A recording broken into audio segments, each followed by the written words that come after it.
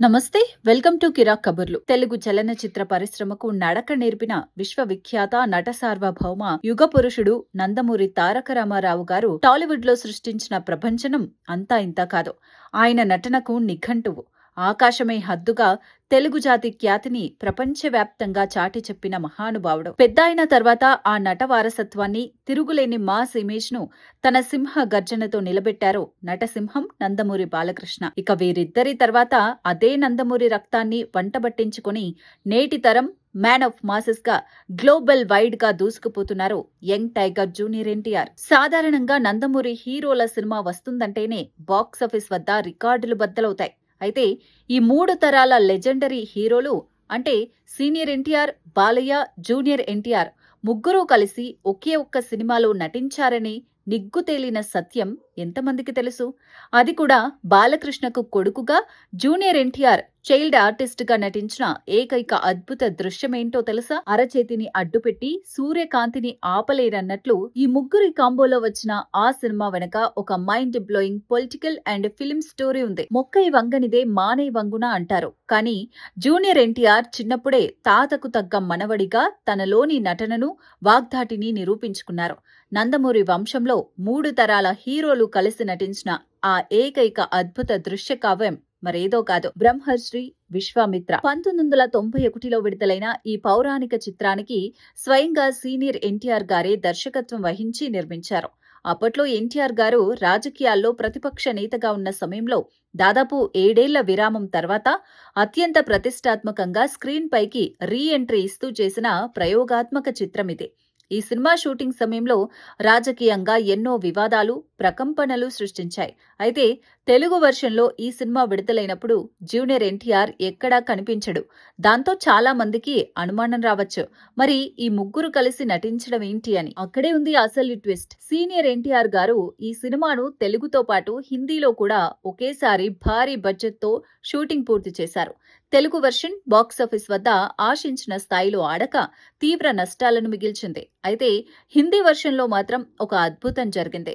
అందులో సీనియర్ ఎన్టీఆర్ గారు విశ్వామిత్రుడిగా నటించగా నందమూరి బాలకృష్ణ దుష్యంతుడిగా నటించారు. ఇక దుష్యంతుడు శకుంతలల కుమారుడైన భరతుడు పాత్ర కోసం హిందీ స్పష్టంగా మాట్లాడగలిగే ఒక చైల్డ్ ఆర్టిస్ట్ అవసరమైంది. అప్పట్లో మేజర్ చంద్రకాంత్ సినిమా షూటింగ్ సమయంలో బాలతారక్ హిందీ మాట్లాడిన తీరును, ఆయనలోని హావభావాలను గమనించిన పెద్దాయన ఎన్టీఆర్ మనవడి టాలెంట్ ని చూసి అవాక్కయ్యారు. పులి కడుపున పులిపిల్లే పుడుతుంది అని నిరూపిస్తూ వెంటనే జూనియర్ ఎన్టీఆర్ ను ఆ భరతుడి పాత్రకు ఎంపిక చేశారు. అలా బాలయ్య తండ్రిగా జూనియర్ ఎన్టీఆర్ కొడుకుగా నటించిన ఏకైక చిత్రం ఇదే కావడం విశేషం. కానీ విధి చాలా విచిత్రమైంది డార్లింగ్స్. తెలుగు వెర్షన్ ఫెయిల్యూర్ అవ్వడం, ఆ తర్వాత ఎన్టీఆర్ గారు మళ్లీ ముఖ్యమంత్రిగా బాధ్యతలు చేపట్టడంతో రాజకీయ బిజీ వల్ల ఆ హిందీ వెర్షన్ సినిమా ఇప్పటి వరకు వెండితెరపైకి రాలేకపోయింది. అలా మూడు తరాల నందమూరి హీరోల అద్భుత కలయిక వెండితెరపై ఒక అసంపూర్ణ స్వప్నంగానే మిగిలిపోయింది. అయితే ప్రస్తుతం నందమూరి ఫ్యామిలీలో బాలయ్య, జూనియర్ ఎన్టీఆర్ మధ్య ఎలాంటి పరిస్థితులు ఉన్నాయో మనకందరికీ తెలిసిందే.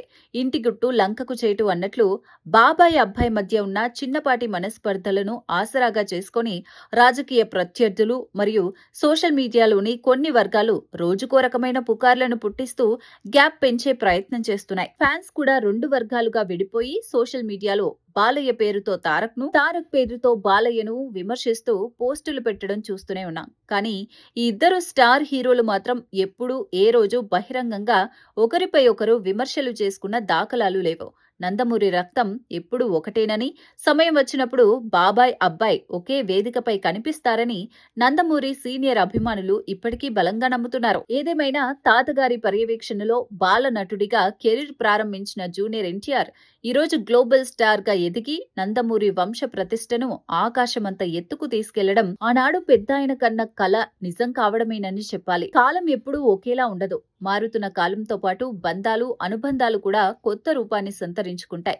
నందమూరి ఫ్యామిలీలో ఉన్న అంతర్గత విషయాలను రాజకీయం చేయాలని చూసే ప్రత్యర్థుల పప్పులు ఉడకవని త్వరలోనే బాలయ్య, తారక్ కలిసి ఒకే వేదికపై కనిపించి అభిమానుల కళ్లల్లో ఆనందం నింపుతారని ఆశిద్దాం. వాస్తవానికి నందమూరి వంశంలో వారసత్వ పోరు ఈనాటిది కాదు.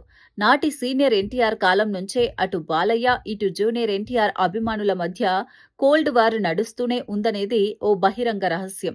అప్పట్లో తాతగారి చేతుల మీదుగా చైల్డ్ ఆర్టిస్ట్ గా పరిచయమైన తారక్ ఆ తర్వాత తన స్వయం కృషితో ఆకాశమే హద్దుగా ఎదుగుతూ నందమూరి బ్రాండ్ను నెక్స్ట్ లెవెల్ కు తీసుకెళ్తుంటే అది జీర్ణించుకోలేని కొందరు పెద్దలు బాబాయ్ అబ్బాయి మధ్య కావాలనే అగాధాన్ని సృష్టించారనే టాక్ ఇండస్ట్రీలో గట్టిగా వినిపిస్తోంది. చూసారుగా డార్లింగ్స్, నందమూరి 3 తరాల హీరోలు కలిసి నటించిన బ్రహ్మశ్రీ విశ్వామిత్ర హిందీ వర్షన్ వెనుక ఉన్న ఆసక్తికరమైన విషయాలు, అలాగే బాలయ్య జూనియర్ ఎన్టీఆర్ల బాండింగ్ పై మీ అభిప్రాయం ఏంటో కింద కమెంట్ బాక్స్ లో తప్పకుండా షేర్ చేయండి.